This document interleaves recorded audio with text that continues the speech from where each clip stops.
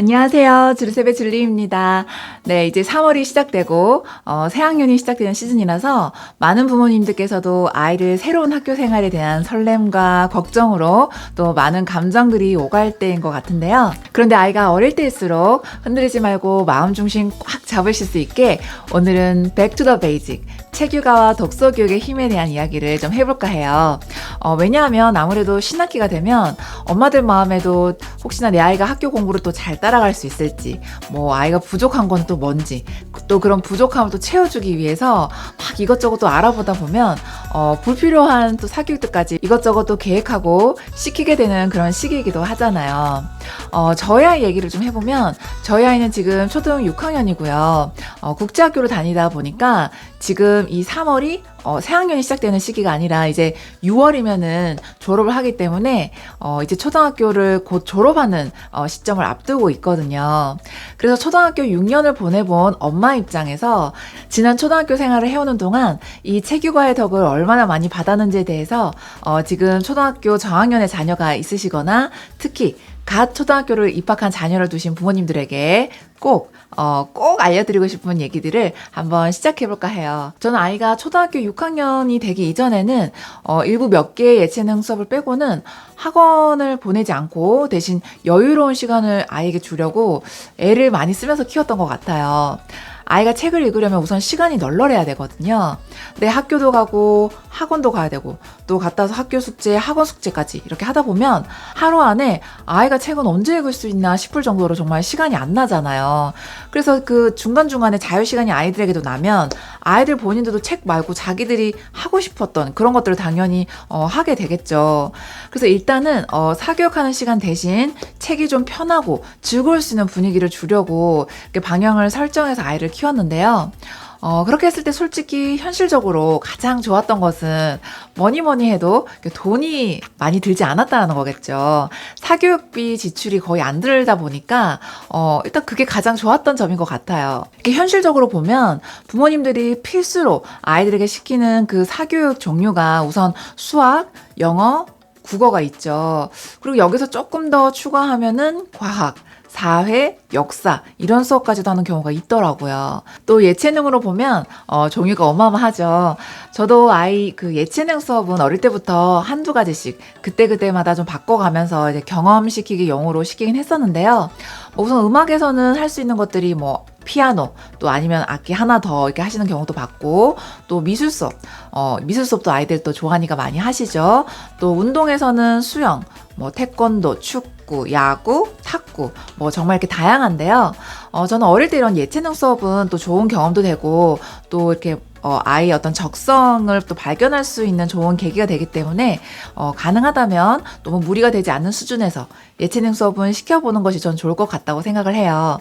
자, 어쨌든 이렇게 학업 쪽, 또 예체능 쪽 이렇게 해서 사교육 몇 개만 등록해도 월 뭐 50만 원에서 100만 원 정도는 금방 이렇게 나가게 될 텐데요. 그런데 자녀가 뭐 둘, 셋 있는 가정에서는 정말 2배 이상 비용이 들어가다 보니까 이게 보통 부담은 아닐 것 같아요. 근데 그럼에도 불구하고 결국 다 내 아이를 위한 거고 또 도움이 될 거라는 믿음으로 우리 엄마들이 사고 싶은 옷, 정말 그 쓰고 싶은 화장품을 참아가면서도 사교육에 투자하시는 분들 참 많으시잖아요. 그런데 초등 6년을 보내본 엄마 입장에서 제 생각은 좀 다르다는 말씀을 드리고 싶어요. 저는 정말 아이가 어릴수록 공부 관련 사교육은 필요하지 않다고 믿었었고 대신 책육아에 정말 진심을 다했었거든요. 그런데 그렇게 할 수 있었던 것이 제가 뭐 이런 길에 있어서 선구자가 아니라 그런 방법으로 자녀를 잘 키워서 좋은 결과까지 얻고 또 책까지 내신 분들의 책을 제가 열심히 또 읽었었어요.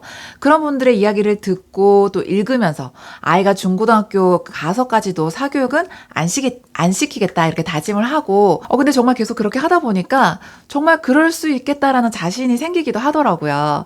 아이가 초등학교 5학년 때까지는요. 그런데 아이가 6학년이 되고 보니까 제가 절대 그 공부 쪽으로 학원을 안 보내겠다라는 그 뚝심에 약간 뭐랄까 좀 현실적인 타협을 하게 되는 그런 계기들이 자꾸 오더라고요. 아이가 그동안 쌓아온 이 인풋을 아웃풋으로 이제 하나씩 좀 표출되는 시기가 오다 보니까 뭐 제가 지난 영상에서 디베이트 데이 경험담에 대해서도 말씀을 드렸었는데요. 그런 것처럼 이제 다양한 대회 경험들을 시도하려고 하다 보니까 그런 부분은 또 전문가 선생님의 도움이 필요하겠구나. 또는 그런 도움을 받으면 훨씬 더 효율적이겠다. 이런 생각이 들면서 점점 고학년이 될수록 필요에 따라서는 적절히 사교육의 도움을 받는 것이 오히려 아이에게 더 좋은 서포트가 되겠구나라는 생각이 요즘 들고 있어요. 그래서 저도 점점 이제 그 사교육비 지출에 대해서 이제 실감을 하고 있는데요. 솔직히 지금도 이렇게 괜시리 안 나가던 돈이 나가니까 한편은 좀 아깝다라는 생각이 들기도 하고, 아, 이거 꼭 해야 되나? 이런 생각이 들기도 하는데, 근데 굳이 안 해도 되는 사교육을 아이 어릴 때부터, 그러니까 뭐 초등학교 저학년 때부터 몇 년간 꾸준히 이렇게 돈 들이고 왔었으면 그 돈이 정말 얼마나 아까울까 싶은 거예요. 정말 초등 고학년 엄마로서 말씀드릴 수 있는 것은 아이가 어릴 때 들을 수 있는 그 수업비보다 고학년으로 올라가서 진짜 꼭 들어야 하는 그런 수업비의 어떤 비용으로 놓고 봤을 때도 저학년 때 드는 돈보다 이제 고학년 때 드는 그런 수업 비용들이 훨씬 더 비싼 것 같아요. 그래서 아이가 어릴 때는 나중에 아이가 진짜 자라서 그 필요한 사교육이나 뭐 교육 서포트를 해주기 위해서라도 부지런히 학원비나 가입비는 최대한 줄여놓고 이렇게 많이 모아두셔야 된다는 말씀을 현실적으로 꼭 드리고 싶어요. 결국 학원이나 가해를 아이가 어릴 때부터 시키시는 그 부모님의 마음은 내 아이가 학교 공부를 잘 따라가고 또 그래도 이왕이면 공부를 좀 잘하는 아이로 키우고 싶다 그런 마음이신 거잖아요. 내 아이가 그렇게 되기 위해서는 꼭 학원 수업에 돈을 들이지 않고도 정말 가성비 너무 좋은 채교가로도 얼마든지 그게 가능하다라는 말씀을 드리고 싶고, 또 저도 그런 경험을 했고, 이건 뭐 제가 만든 그런 이론이 아니라 이미 채교가로 학원 안 보내고 자녀를 너무 잘 키워낸 그런 분들의 증언이나 또 책들이 많이 나와 있기도 하잖아요. 저도 그런 분들의 책을 열심히 읽으면서 따라한 사람에 불과한데, 사실 뭐 아이가 돌도 되기 이전부터 이제 그런 육아서들을 저는 많이 읽었었거든요. 근데 그때 읽으면서는 그런 분들 이야기가 참 대단하고 부러우면서도 저도 과연 이게 될까? 이런 늘 의문점이나 반신반의하기도 했었어요. 왜냐하면 저도 제가 학창 시절에 그렇게 독서를 많이 하면서 공부를 했던 학생이 아니다 보니까 학원을 안 보내고 싶은 마음도 크면서도 정말 책만 읽는다고 이게 될까라는 생각도 있었는데, 그래도 이제 아이를 키우다 보면서 사교육에 괜히 아깝게 돈을 쓰지는 말자 이제 이런 생각으로 그래도 책 읽히는 게 좋은 건 맞으니까 이제 해보자. 정말 따라 해보자. 이런 마음이었는데, 이제는 그런 세월이 저도 12년이 쌓이고, 정말 이제는 말할 수 있다. 이렇게 증언을 할 수 있는 거거든요. 채규가 12년의 길을 걸어온 사람으로서 정말 절대 배신하지 않는 이 채규가의 힘을 정말 너무 잘 알고 있고, 그렇다고 뭐 융통성 1도 없이 학원은 절대 보내지 마세요 라고 말하고 싶지는 않은 정말 현실 육아를 하는 사람으로서 내 아이에게 나중에 진짜 필요한 사교육을 제대로 밀어줘야 할 때 그때 제대로 돈을 쓸 준비를 하기 위해서라도 어릴 때 학습 관련 사교육비만큼은 아껴두시라는 거. 그 시간에 아이가 뭐 유아기에서 초등학년 때 그때까지는 무조건 채교가에 엄마가 할 수 있는 모든 방법을 다 들이시고 정말 최선을 다하셔서 아이가 진짜 책을 좋아하고 잘하면서도 책을 읽는 아이로 만드시라는 거. 그럼 사실 학교 공부는 아이가 정말 해야 할 때 마치 그 순풍에 돛달듯이 앞으로 이렇게 나아가신다는 그 말씀을 오늘 꼭 좀 드리고 싶었어요. 사실 이 채교가가 아이에게도 엄마에게도 수월하고 좀 쉬우려면 0에서 3세 때 이때 시작하면 정말 최고고요.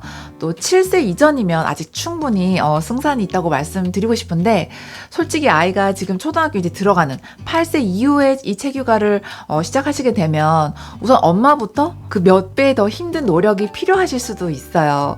이미 아이가 그 책보다 자기에게 더 재미있는 다양한 것들을 경험했고 알기 때문에 이런 아이에게 정말 좋아할 만한 책을 찾아주는 것부터가 참 쉽지 않고, 그 책 안에 즐거움을 느끼게 되는 그 과정이 유아기 때 아이들보다 훨씬 더 오래 걸리고 힘드실 수는 있겠죠. 근데 그때 마음 포기하지 마시고 정말 미안하다. 엄마가 이 좋은 것을 일찍 해주지 못했구나. 이런 마음으로 아이를 마치 그 유아기 때 아이처럼 품에 끼고 정말 정성껏 읽어주시면서 몇 배의 노력을 그렇게 들이셨을 때 그 결과는 또 결국 좋을 수밖에 없다라는 말씀을 드리고 싶고요. 비록 그 순간순간은 힘드시겠지만 지금 이때마저 이걸 해주지 않으면 이제 앞으로 내 아이 남은 인생에서 책을 정말 사랑할 수 있는 기회는 여기에는 오지 않겠구나 이런 마음으로 하신다면 저는 또 그것 또한 당장 그 힘든 순간도 또 이겨낼 수 있는 그 원동력이 되실 거라고 생각해요. 끝으로 그런 과정에서 또 힘드시고 방법을 좀 찾고 싶으실 때 개인적인 상담이나 그 도움이 필요하신 분들은